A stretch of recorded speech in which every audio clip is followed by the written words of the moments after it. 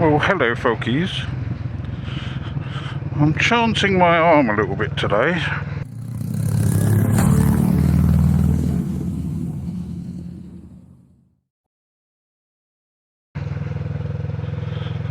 Battling with the conspiracy weather apps.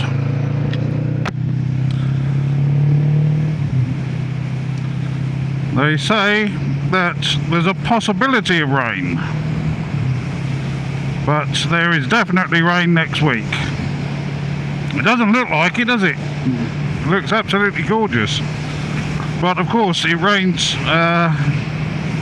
just as I'll be finishing work, according to the apps, but I'm chancing my arm anyway. But then it's definitely raining in the evening. Well, that should give me enough time to get out to a wonderful little fishing village called Torekov.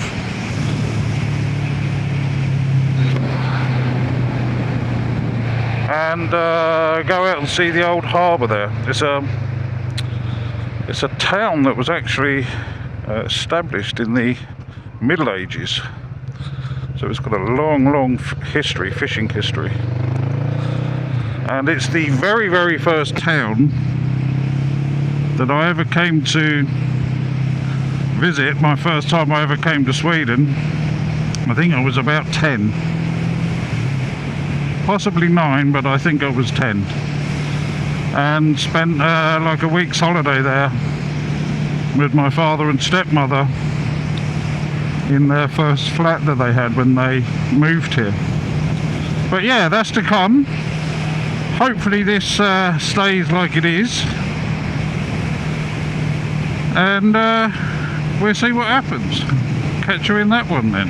See you in a while.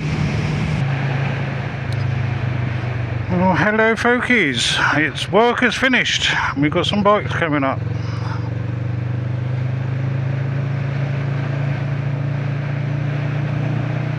There was a classic two-finger.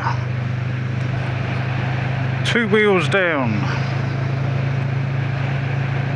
Don't see many of the 2 wheels down anymore. It's normally just a little sort of wave.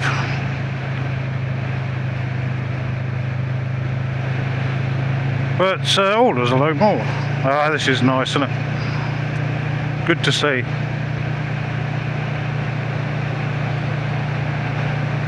Although they were training, so that's why the front guy didn't.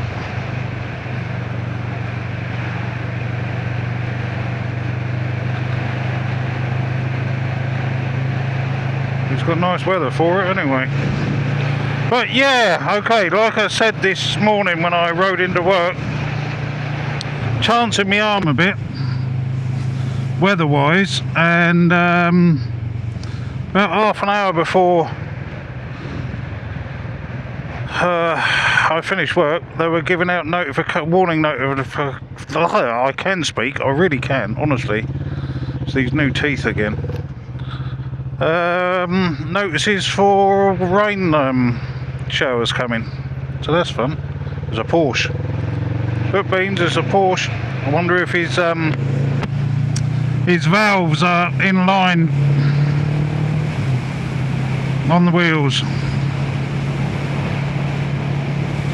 You'll know if you watch Beans on Toast.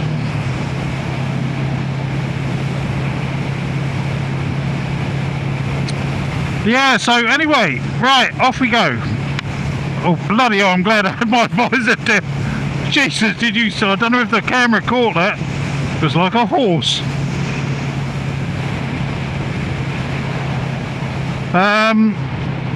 The plan is, because of these rains that are coming, sometime after about 2 o'clock I reckon, I want to get out and do a short ride video, which is something else other than that of me going to bloody work and back. It's a Friday. You saw the pictures that I posted yesterday, making a joke about maybe starting a swimming channel or a boating channel. And someone came up with the idea of, I can't remember who it was, of rubber duck racing, which I thought was quite good. and on the streams of water down the road, because the whole of next week, starting from tonight, is just going to be absolutely tipping it down. So I want to get out and do something. So a short one. Anyway, a couple of things I want to do. We're going to go out towards a town called Torekov, which is a beautiful little fishing village. And it's actually the first town, or village I suppose, it's not a town, it's a village, that I came to, and I think I was about 9, maybe 10, but I think it was about 9 or 10 anyway. And it was the first time I'd ever been on a big aeroplane as well, and I went on my own. I had a chaperone and landed, and all of my luggage went to Japan, so I had no luggage. They cocked up there, the first time I ever went flying. But we went, and they had a flat at Torekov, or a ground floor flat.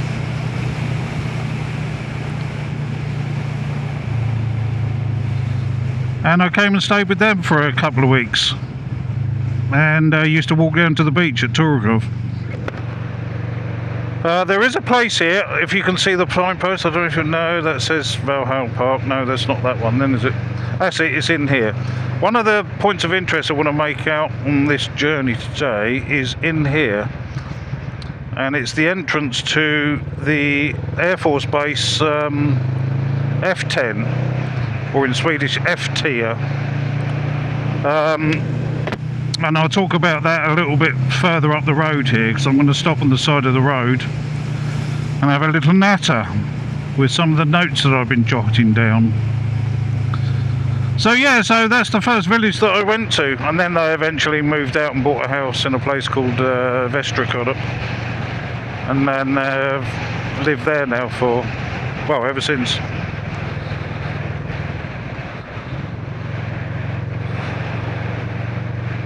But it's a beautiful little fishing village. I'm going to have to keep my visor down. There are some massive bugs hitting my face.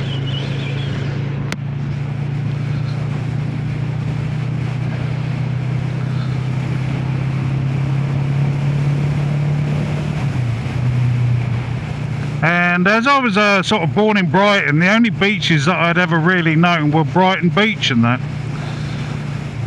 which is just, you know, shingle and stones.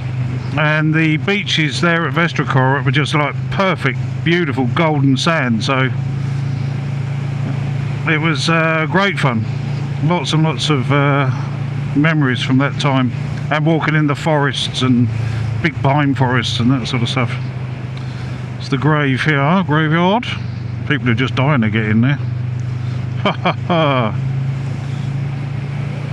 Yeah, anyway, you might be able to see part of it. I very much doubt that the camera's going to pick it up because it's sort of mashed in with the fields.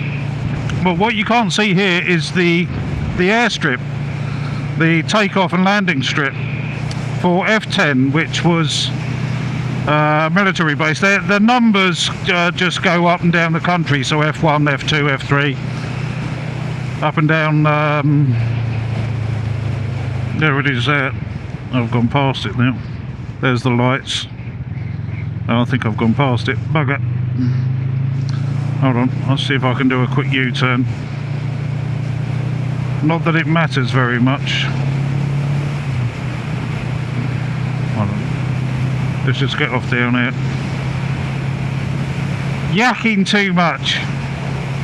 Too much bloody yakking. Can I pull in here? Well, there's a house, so there's got to be some way of pulling in, isn't there? And of course there's a bicycle. Right, let's do a U-turn here.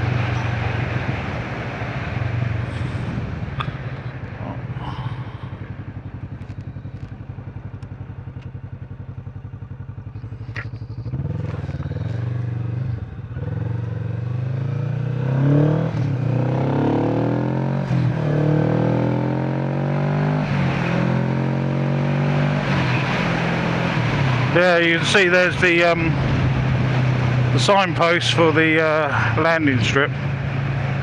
It's a bit overgrown because it got closed in 2002. You can see part of the base up over there. But if I pull in up here a bit, yeah, look, there's a little road to pull in here. There we go. That's not the landing strip, of course. There we go. Oh, let me just put my emergency lights on.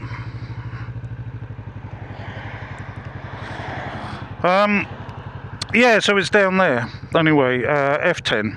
And when I first came here in, what was it, 93, 94, obviously it was still active. I've got some notes down here, actually. The whole base was built in 1940.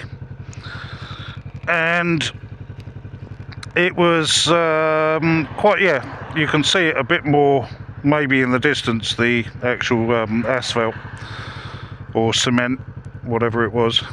The runway is about 2.5 kilometers long, so it's quite a biggie. And the Draken the Saab Dragon, that translates to, was the aeroplane that they had active at the time, which was built from 1962. Hold on, info 1960 to 1999.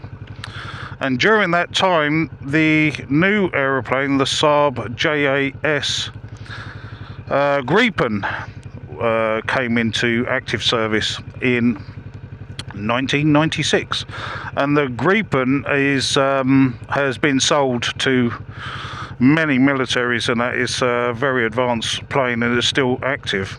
But here, this place got closed down in 2002 it was during the Cold War, and there was no really need to have it active again. I think it might have been sort of activated a bit because of what's happening with Russia at the moment, and the military spending has been increased. Thank you, Mr. Putin. But when the what was it? The first time that the Gripen came here, Gripen translates to griffin, by the way, as in the mythical bird. It was 1996. There it is, 1996. So I'd been here a couple of years, and they used to start taking off from here along with the Draken, the Dragon. And people used to come here and line up with binoculars and that sort of stuff, and watch these new planes and that take off. And the noise, you just cannot believe it. It's just incredible. Don't you hit me, mate. Yeah, alright, you did move over a little bit. So yeah, they just hearing them take off in 2s and 3s and that sort of stuff and fly around the area was just amazing. But yeah, that's F10. And yeah, closed in 2002. And let's hope it doesn't have to be used again. Now I've just got to find a space here to do a U-turn again.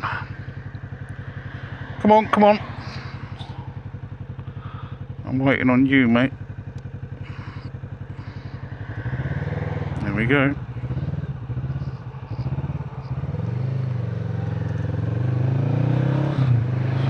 Yeah, so that's F10. Hopefully that didn't come out as a garbled mass. Excuse me. The air is really dry, considering they say it's going to piss hard.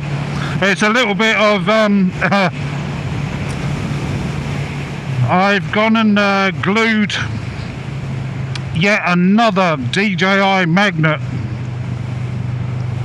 into my crash helmet to once again try and move the Mic Mini over a little bit further to get rid of even more slurpage. So I've got the glue fumes in my helmet, which I don't actually mind the smell of glue, but it's not powerful enough to have any effect. But pulling a... No, officer! Officer, honestly, I'm not high. It's a magnet. I've glued magnets in there. I must have 50 quid's worth of magnets in my crash helmet now. That's at least the 4th magnet now. But I'm going to end up pulling my fillings out my teeth.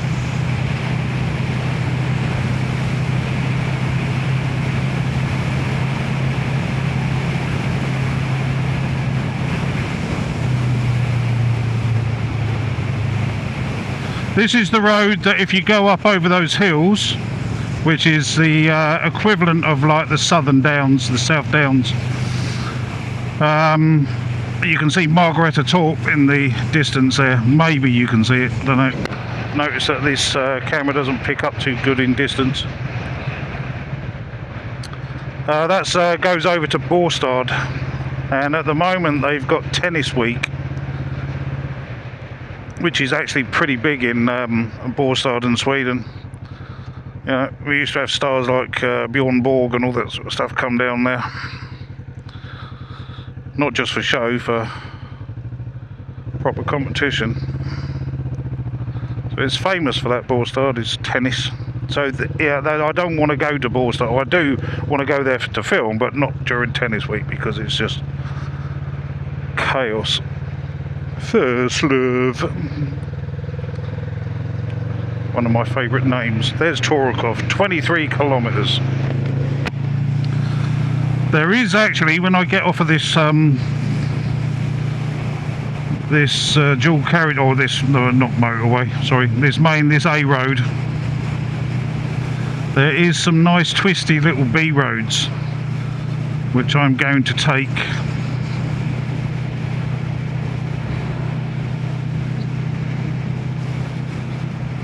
A lot of speed cameras up here, of course, as is the Swedish way. Don't you piss on me. It doesn't look like it's going to rain, does it? It's definitely darker in the mirrors though. And a bug's just splattered right in the centre of my crash bloody visor. Oh, you dirty bugger. Now it's gone and smeared.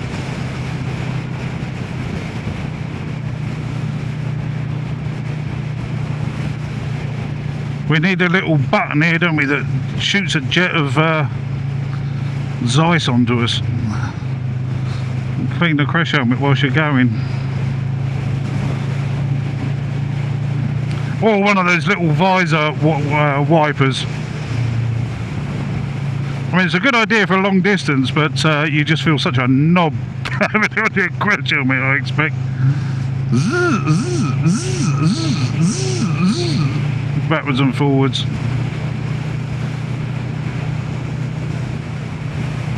Just for shits and giggles though, I think I'd like to try one just for the fun of it.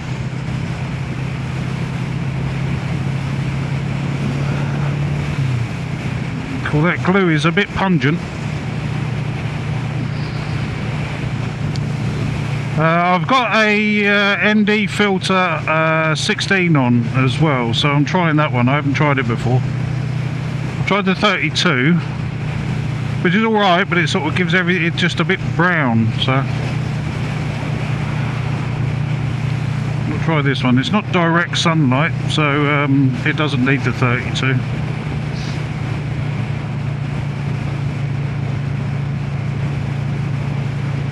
There's an onion field around here, and the smell of onions is really sweet and strong in the air. Crikey. Woof. Better than cow shit.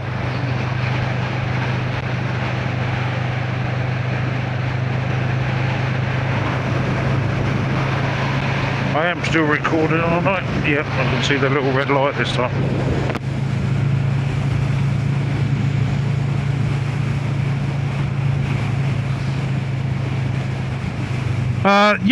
Yeah, of course. A shout out to Ranulf at Eden Valley Adventures, who kindly sent me his old Insta 360 camera so that I can get on the learning curve of you know, yeah, educating myself how it all works and editing and that sort of stuff. I've got to do some work with it to be able to get it, but I'm going to have it here. Just an incredibly kind thing to do, so thank you very much. I suggest you go over and check out his amazing channel. It's a guy that, or the sort of films that he does are definitely what I hope to aspire to, because he does some really good journeys.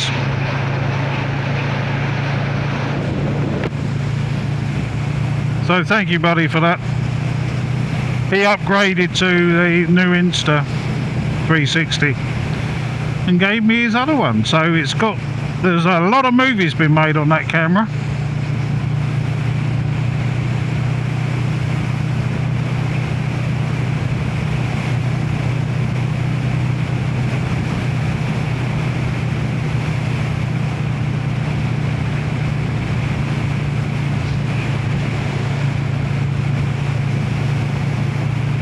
I've got to remember that I've got a smaller SD card in as well. I think it's only got about a 2-hour capacity on it, so I might turn this off and regain later when